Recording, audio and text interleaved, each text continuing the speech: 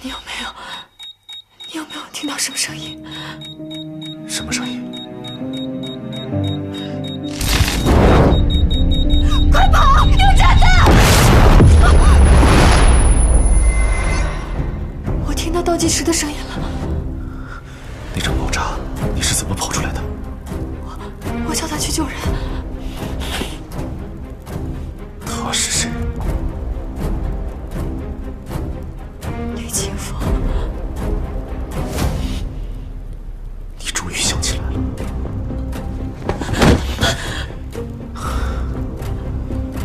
出去。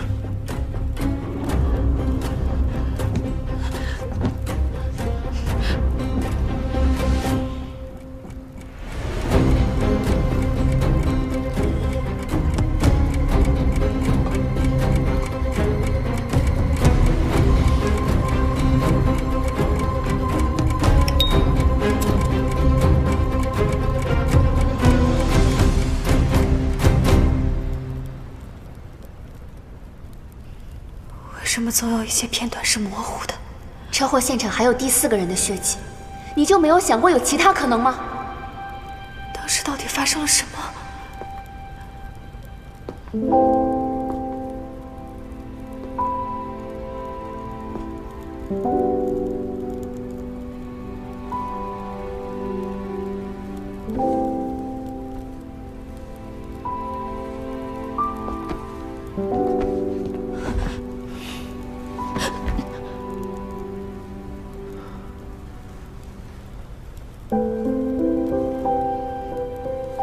我以前很喜欢听你弹琴，你知道在你弹琴的时候，我在想什么？我在想，这一辈子，无论你对我做了什么，我都会因为这一瞬间原谅你。我现在依然可以为你弹琴。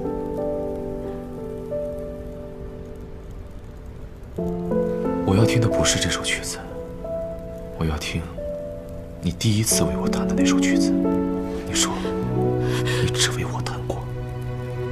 你明明就知道我全部都不记得了。没关系，我可以教你。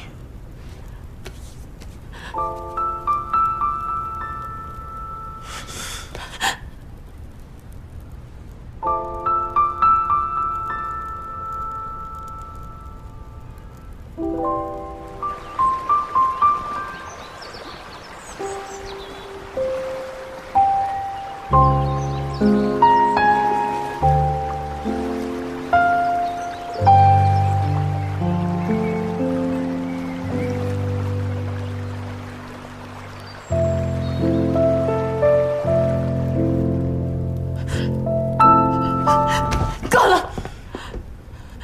你不愿意忘记的，是我根本就不愿意想起的。如果你觉得还不够解恨的话，我就毁了这双手，我们就互不相欠了，对吧？你要敢动的话，我保证你会后悔。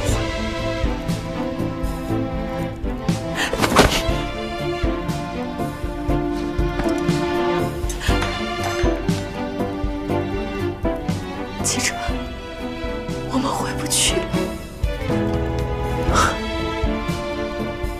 我偏要跟你重新开始。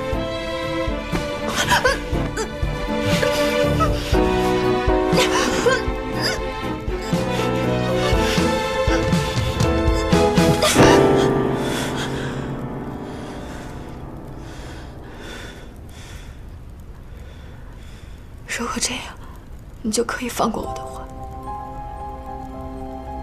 那我求之不得。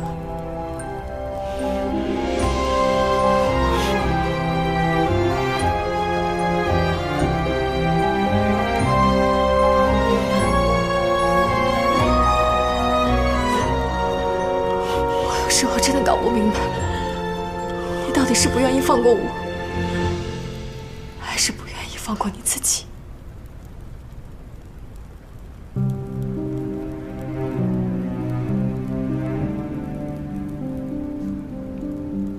是你自己把你带进深渊的。你知道你这样我有多开心吗？我的小玩偶。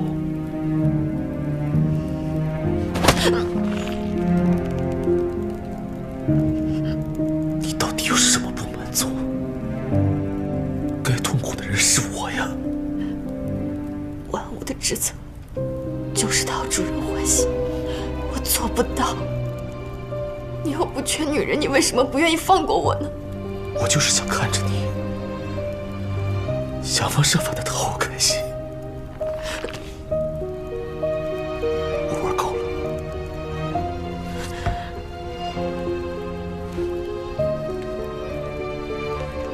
戚川之所以有恃无恐，他一定握着能够做空苏士德的证据。你委屈一下，抓住这个机会，找到他的证据。我真的一刻都不想再等了。等这笔款到账之后，我们就掏空这个集团，一起离开这里，好不好？都听你的。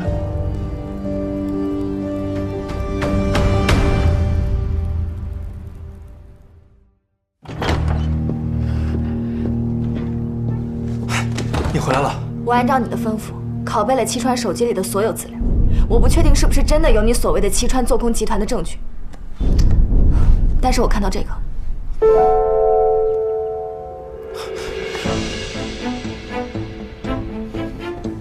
我可以向你解释，这都是戚川搞的鬼，是他利用你报复我。你还在狡辩？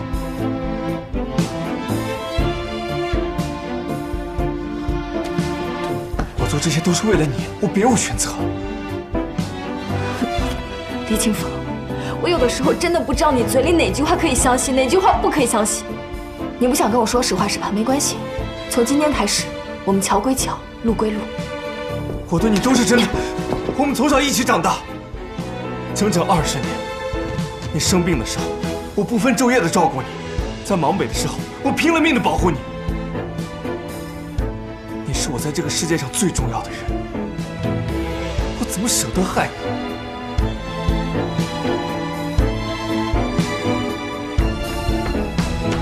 那我给你最后一次机会，把你知道的一切都给我讲清楚。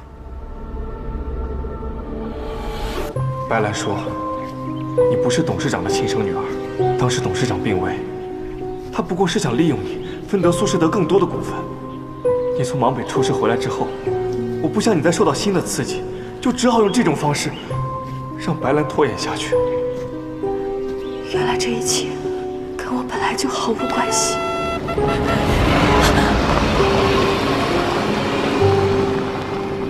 我带你走。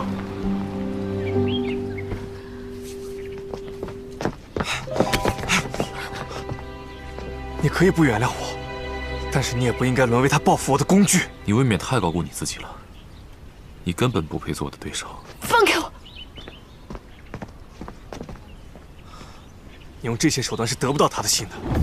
我告诉你，在这个世界上，没有人比我更了解他的软肋。我根本不必了解他的软肋。啊，你倒是有很多把柄在我手里。忘了告诉你，你送给普巴的礼物，现在在我这儿。